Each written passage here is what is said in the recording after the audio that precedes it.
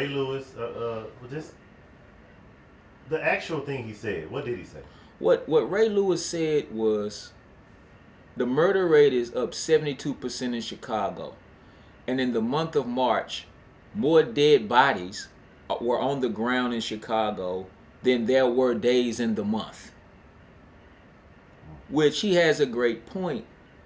But he was challenging Black Lives Matter activists, saying, why aren't you all rioting about this? First of all, black folk really don't riot. That's really something that white people do. So you count all of the so-called riots that went down in America. White people riot when their favorite hockey team loses. Now, you had one uprising in Ferguson. Then you had another uprising in Baltimore. 2. You had over 1,000 people got killed by the police last year. So 2 riots in the past 3 years and 1,000 bodies.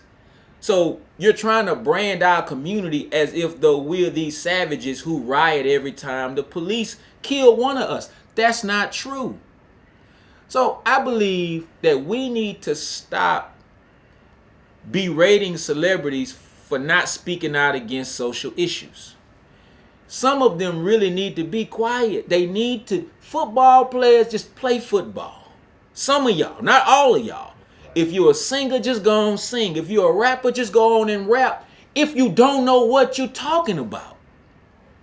So he's challenging the Black Lives Matter activists, and he's doing it on the All Lives Matter platform. Now, Ray Lewis, I don't know the guy. He's a great football player from what I understand, and I think he does a lot for some communities. I don't know if it's our community. I don't know. I'm sure he's made millions playing ball. What has he built institution-wise in the black community? I have no idea. But I just know this guy has a whole lot to say about what's going on in the hood. Now, for him to say, because he was making the assumption that black people don't speak out against black-on-black murder, black-on-black crime, black-on-black homicide, and fratricide. I'm a part of a movement called the No More Bloodshed movement. Not only do we speak out against it, we go into the communities where these murders are taking place. We pull the families of the victims out with us. We're partnering with other city leadership to try to institutionalize resources to try to stop the violence before it takes place. We have a 1-800 number that people can call when beefs are arising. The same thing is happening in New Orleans. Same things are happening in Atlanta. And you do have people speaking out against the violence in Chicago. But how is Ray Lewis supposed to know about this if he's sitting on the edge of his couch in Beverly Hills or wherever the hell he lives, judging what's going on in our community? Now, you will hear about the 72% increase in homicides in Chicago on CNN, but you're not going to hear about the No More Bloodshed movement. So there are people speaking out against this. There are people actually doing something about it. But if you sitting around watching television, watching Fox, CNN, MSNBC, and following the mass media, then you're not going to know what the hell is going on. So all I would say to Mr. Lewis is investigate before you open your mouth. Black Lives Matter activists have a right to speak out against police brutality. Now, I already know what you're going to say. All lives matter. You say that all lives matter. Okay, let's take a look at some historical facts. Let's look at the Jewish community. The Jewish people say that during the Holocaust, they lost over 6 million lives. That's a lot of lives. But when it came time for them to receive reparations, they went after reparations and they got reparations. Jewish people are still eating off that money right now. During World War II, Japanese were put in internment camps. Japanese, they got reparations for however many died in the internment camps. All right. But now let's look at the tens of millions that died when the European came to America and decimated the ranks of the Indians. Tens of millions have died. Did they receive reparations? No. Yeah, they received reservations, but there's a difference between reservations and reparations. Now let's talk about the black man. Let's talk about black people. We lost 100 million just in the Middle Passage. That's just in the Middle Passage alone.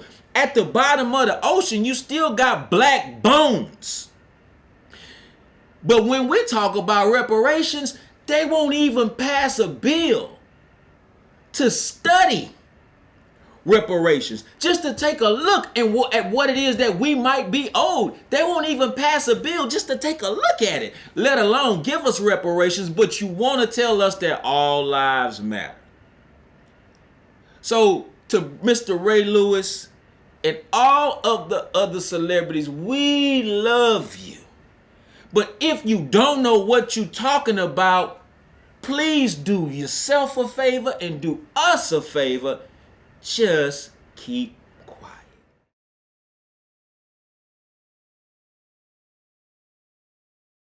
Or something like that. I believe that the timing was perfect for Beyonce to do that performance. Some people say that Beyonce set the atmosphere for young people to be more revolutionary. I say no, the atmosphere was already set so that Beyonce could make a performance like that and it be accepted by the masses of the people. Was it authentic? Only God knows, but it was authentic enough for me to where, I loved it. So I can't judge the authenticity of it, but I can definitely say that the impact was tremendous. And those who berated her and those who attacked her, because that's really what they did, they attacked her because what it is that she's saying was against their agenda. So now Beyonce can come out halftime, Super Bowl. She could have given one of the Super Bowl football players a lap dance and nobody would have said anything about it. She could have shook her behind till it fell off her backside. Nobody would have said anything about it. She could have sang lyrics that were so sexually suggestive that it would have been improper for children to listen, but nobody would have said anything about it. But for her to come out and have the gall to celebrate the women in the new Black Panther Party and to even make a suggestive statement or assumption that we have a problem with police brutality in this country, all of a sudden Beyonce is public enemy number one. So that just goes to show you that even when it comes to the most influential of those who come from our community, white America still expects for there to be a slave-master relationship. And while we look up to Beyonce and we see Beyonce for what she is, a beautiful, bright star, all she has to do is do one thing to offend those people in Hollywood, and they will let her know exactly where it is they believe her place is. See, Beyonce will go to some of these white folks' house and they'll ask her to empty the ashtray if she's speaking out against what it is their agenda. And to the police officers who said that they weren't going to go to her concert to secure her, Minister Farrakhan laid it down at Savior's Day. It said straight up, if you won't secure her, don't worry about it. The Fruit of Islam, of which I am a member, will secure her. And you saw the police, they got real quiet after that. But I saw the other day in Dallas where a group of white militia, I won't even call them a militia, they look so sorry. They went and stood in front of Muhammad's Mosque number 48 with weapons threatening the safety of unarmed Muslims in the black community. Who was protecting them?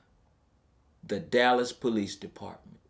So you are saying you won't protect Beyonce because she exercised her constitutional right to speak out against police brutality through her performance, but you will protect a redneck chew tobacco cracker who wants to come into the black community to try to terrorize us. It's the height of hypocrisy. And you wonder why people don't respect law enforcement anymore? It's because law enforcement doesn't respect itself. So kudos to Sister Beyonce. And we're looking forward to her coming to H-Town, coming back home to her concert. If the Houston Police Department doesn't want to protect her, don't worry about it, Sister Beyonce. We got your back, Beyonce. We got your back. So I think that her performance was great. Now, a lot of people would condemn Beyonce because she doesn't verbally speak out sometimes against these issues. But she may not be a good speaker.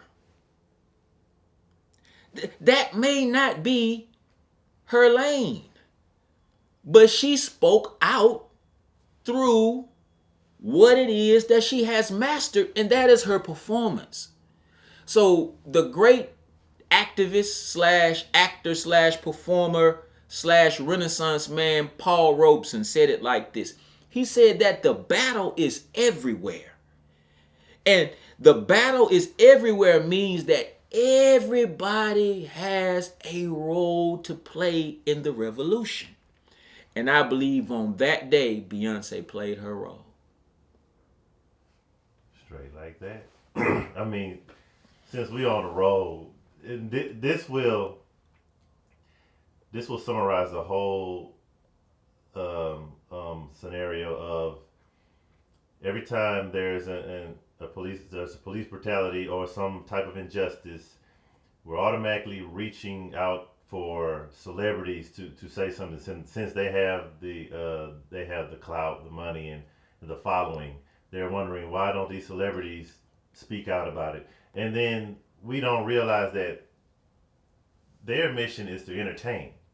They're not activists or anything like that. So we always reaching out. Why doesn't this person? Why doesn't Jay-Z do something about it? Why doesn't Beyonce do something about it? So I guess what is your thoughts on people always reaching to a celebrity to ask why they want to step in and intervene? I believe that every celebrity, every layperson, every business owner, every CEO, every educator, every elected official, everybody that we produce from the black community must be made to play a role in our liberation. But the way they play that role, we have to play chess when we start thinking about how they play the role. For instance, in other communities, you have revolutionary financiers. They may not be in a position to speak out on certain issues, so what they do is they put their resources behind those that can speak out. So everybody's got a role to play. Now, where these celebrities are concerned, let's take a look at Kendrick Lamar. Kendrick Lamar is a very talented lyricist. Just a talented brother. He's really a poet. And I'm talking about a poet from the throwback days, like the Lost Poets. I think that's the Last Poets or the Lost Poets. I think it's the Last Poets. This is a brilliant brother. But he's found a perfect way to weave his revolutionary ideas, put it into his music, make it marketable, and he's selling millions of records with the truth. So we know that it can be done. Now, not every artist is able to do it like Kendrick Lamar. But we believe that every artist should be shedding some kind of light about what's going on in society through their music. If music is your platform, you got to use your platform to uplift your people. If television, if you're a playwright, if you're a videographer, if you're a street sweeper, You got to use what it is that you do to lift and elevate your people. So I do believe that every celebrity has a role that they have to play. And it's not, they don't even have an option. Because if we're buying LeBron James' sneakers, if we're watching Tyler Perry's movies, if we're buying Air Jordan sneakers, if we're buying P. Diddy's records, if we're buying Rick Ross's records, it's the black community that make you hot. Even if white people are buying your products, they're only buying your products because we made you hot. You have to play a role. And I'm not saying, some of the people that I named are playing a role. But we have to make sure that every last one of them is doing something substantive. And I'm not just talking about writing a check to put up some doggone basketball goals in the hood. No. We got to get you to help us build people. That's the only way we're going to rebuild the hood. We got to build people. Because if we build buildings but we don't build people, then the people that we have neglected to build are going to tear up the buildings that we build. But it's all about us being strategic in what it is we require of them. See, Ray Lewis just spoke out about the killings in Chicago. But he compared the killings in Chicago to the killings of black people by police. And those are apples and oranges. Those are two issues, both have to be addressed. Not one and not the other. You talking about a man who has handed out concussions for a living. Do you know how many times this man's probably been hit in the head during a football game? And I'm not making fun of him because, that's sad. We don't want him out there speaking on behalf of the black community when it comes to social justice issues. He don't know what he's talking about. It is obvious. So some celebrities we don't need at the microphone. Some celebrities need to stay in the studio. And in the studio, that's where you craft a message to make a difference. So we want to encourage everybody, especially if you have a platform and you have some influence, you got to shed some light on what's going on. It is your divine duty. But if you don't know what you're talking about, please stay in your lane.